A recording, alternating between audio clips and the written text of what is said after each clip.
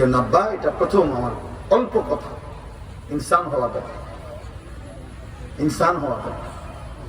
আজ পৃথিবী, ইউরোপ, আপনাদের যে কেউ আপনি হিসাব নেবেন, ওটা ইউরোপ। প্রযুক্তি তো অনেক, মেশিন তো অনেক, যন্ত্রপাতি তো অনেক, কিন্তু মানবতা, আখলাক, চরিত্র, ব্যক্তি, নারী পুরুষ, তাদের স্বভাব চরিত্র, সেটা কেমন ওটা বলে। মেশিনে না অত্যাধুনিক, 4G না 5G বুঝলাম, গতি অনেক, বাসের অনেক গতি, ট্রেনের অনেক গতি, বিমানের অনেক গতি, বিল্ডিং অনেক উঁচু, প্রযুক্তি অনেক আধুনিক, সব আছে। আখলাক, স্ত্রী জানে না স্বামী কোথায়, স্বামী জানে না স্ত্রী কোথায়, ছেলে জানে না বাবা কার সাথে রাত কাটায়, বাবা জানে না ছেলে কার সাথে রাত কাটায়। খোদার কসম, আমি নিজের কানে শুনেছি।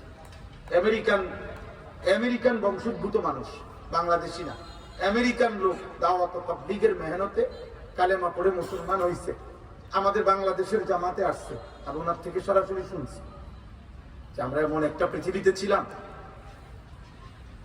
ইসলামের পূর্বে, যে যখন প্রতিদিন রাত হলে আমাদের বাবা নামের যে পুরুষটা, সে একটা মহিলা নিয়ে তার রুমে আলাদা, আমাদের মা নামে যাকে বলতো সে আরেকটা পুরুষ নিয়ে আরেক রুমে, আমাদের বোন একটা ছেলে নিয়ে আরেক রুমে, আমরা একটা মেয়ে নিয়ে আরেক রুমে থাকতাম। সকালবেলা ঘুম থেকে উঠে একই সুইমিং পুলে, মানে একই পুকুর ধরেন, সবাই একসাথে গোসল করতাম। কেউ কোনোদিন জিজ্ঞেসও করতো না যে এই পুরুষটা কে, মহিলাটা।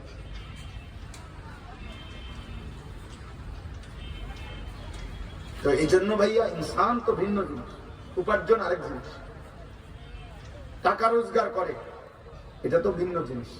টাকা পয়সা ছাড়াও রোজগার, আরে পড়ালেখা ছাড়াও পয়সা রোজগার করা সম্ভব।